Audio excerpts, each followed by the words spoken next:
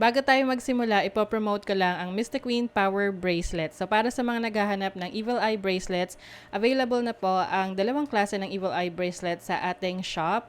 So meron tayong Selenite Evil Eye at Obsidian Evil Eye Bracelet. So parehas lang merong protection and cleansing properties. Ang kaibahan nga lang is ang selenite is nagre-recharge rin siya ng mga crystals and semi-precious stones na kasama niya. So pwedeng isuot nyo to alongside with other bracelets and i-recharge din niya yon. Ayan. And marami rin tayong iba pang mga bracelets dito for protection and also for healing, attraction ng money, love, and prosperity. Ayan. So, lahat po yan nasa aking online shop. Pakicheck nyo na lang po. Lahat ng link ay nasa description. Happy shopping!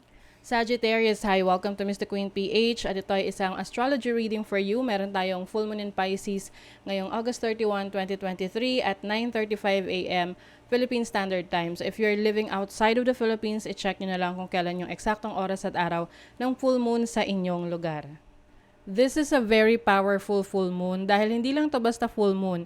Isa rin tong super moon at blue moon. So super moon dahil mas malapit siya sa Earth kaya mas malaki siyang tignan. Blue moon dahil hindi madalas mangyari ang pagkakaroon ng dalawang full moons sa isang buwan na meron ngayon yung August. So nagkaroon tayo ng full moon in Aquarius noong August 2 at ngayon namang August 31 full moon in Pisces. Ang pinaka-theme ng full moon in Pisces is to release tension, to offer forgiveness, and to let go.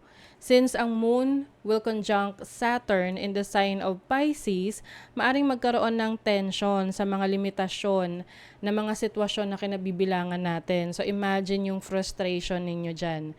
So the sun is also in Virgo, which is opposing the moon in Pisces. Kaya yung creativity, yung mga dreams, emotions natin, ginaground yan ng energy ng sun in Virgo, which is being analytical and structured. So Saturn is also giving us lessons on how to handle responsibilities at yung mga consequences ng mga actions natin in the past. Pisces is the last sign of the zodiac, kaya its energy is to release and to surrender.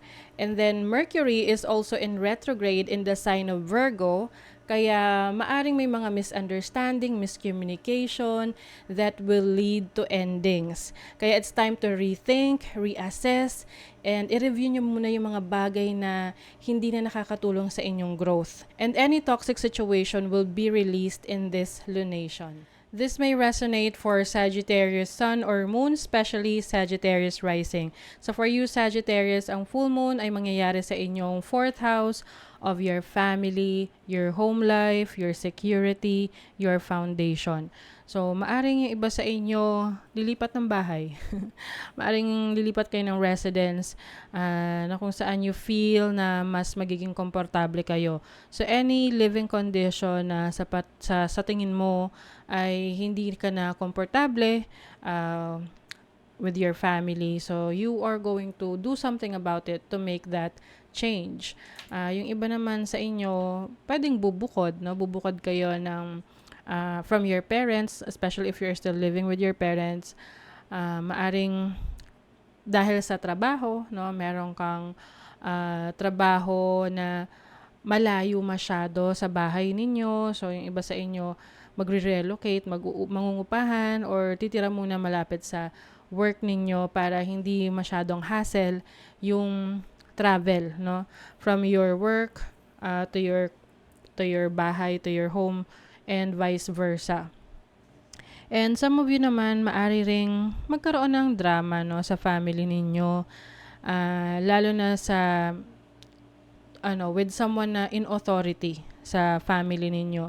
This can mean issue with your parents or with the breadwinner sa family, kung sino man yung breadwinner. Lalo na kung ikaw yung breadwinner na yon, maaring may mga family members or yung parents mo, maaring magkaroon ng misunderstanding, no? Related sa mga gusto mong pagbabago na gawin mo sa buhay mo. So this is going to be a lesson for you, for your family, para mas mag-grow kayo, no? Mas mag-grow yung relationship ninyo with Saturn and Saturn conjunct your moon. medyo heightened yung emotions. Some of you may also be more strict, no? Mas magiging stricto ka. Lalo na kung ikaw yung breadwinner sa family, mas gusto mong mag-bring ng discipline or structure sa bahay mo. And yung iba naman, maaring meron kayong ile-let go na gamit sa bahay, na alam nyo hindi na nakakatulong sa inyo, no? Pwedeng ibebenta nyo na or i-donate ninyo. Yung iba sa inyo, maaring maka-experience ng parang you feel na nakakapagod, no? Nakakapagod yung pag pinagsasabay nyo yung responsibilities nyo sa bahay and also sa trabaho. Yung iba sa inyo, anong tawag doon? Working mom or working dad. Basta ganun, pinagsasabay nyo yung pag-aalaga sa family ninyo and sa career ninyo. And it might feel overwhelming sa inyo na maaring mag-cause ng drama, ng issue sa family, na pagtuturuan kung sino yung mas merong responsibility. So, mas maganda lang dito na pag-usapan ng maayos para at least aware yung bawat isa sa responsibilities nila at hindi lang isa yung umaako ng responsibility. So, yung iba sa inyo, meron ding opportunities for new income, no? New income stream. With the second house and the sixth house here, merong sextile, positive aspect sa Jupiter at sa Pluto. So, this is a major change. I think major change sa setup ng trabaho mo. So, yung iba sa inyo maaring magkakaroon ng work from home setup. And for some of you naman, pwedeng baliktad. So, ile-let go nyo na yung work from home setup nyo at babalik na kayo sa corporate world, sa office job.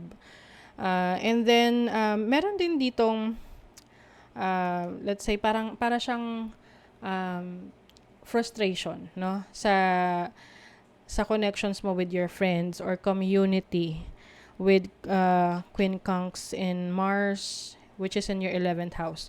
11th house is about your friends, your community.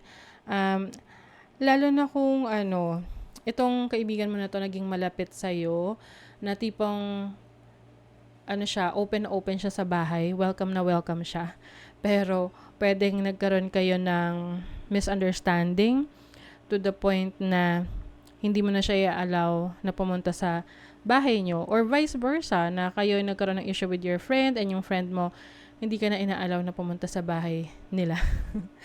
Oo. And then, some of you, maaari ring magkaroon ng frustration sa mga pinag-aaralan ninyo. Lalo na if you are a working student, no?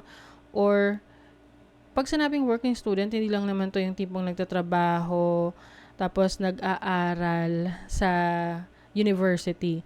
Pwede rin tong nagtatrabaho ka, tapos meron kang nire-research or meron kang online na schooling. So, it may also create some frustration dahil maaring hindi mo na ma-manage yung oras mo. So, maaring alam mo yung tipong parang pagod na pagod ka tapos bigla ka na lang mababurn out. Oo. So, kailangan magpahinga. Oo. Kasi with 6th house here, 6th house is also about your health. So, maaring magpo-focus ka rin sa iyong kalusugan. You have the Wheel of Fortune moving forward. You have Two of Pentacles. So, ayun na nga yung sinasabi ko sa yung income, new stream of income. Five of Swords. So, ayun, miscommunication, misunderstanding. So, I think, importante lang na napag-uusapan. And, napag-uusapan yung problema. Pero kung sa tingin mo hindi ka pa ready, then, wag muna. Ganun lang naman yun. But ang importante rito is you are trying to move on and move forward to a new direction na kung saan mas magiging productive ka. So, let's see what else. Self, ayan. Palalayain mo yung sarili mo. If beating yourself up work, you'd be thin, rich, and happy. Try loving yourself instead. O, ayun. Wag na masyadong, alipin ng salapi, diba? Or tipong trabaho nilang ng trabaho, wala ka ng oras at panahon sa sarili mo. Surrender. Stop trying to control life. It gets in the way of divine intervention. Yes. minsan na ano tayo eh, we try to, ano, parang sasabihin natin, everything is under control. Pero pag may mga pagkakataon na things are beyond our control, napofrustrate tayo. So, that's the time na kailangan, i-let go na lang natin kasi maaring merong mga kailangang mangyari, no, para sa kabutihan ng nakararami. Okay? So, that is your reading, Sagittarius. Kung nagustuhan nyo to, naka-resonate kayo, mag-comment kayo dyan, like, share, subscribe para lagi kayong updated sa ating mga readings. Thank you so much, Sagittarius. See you again.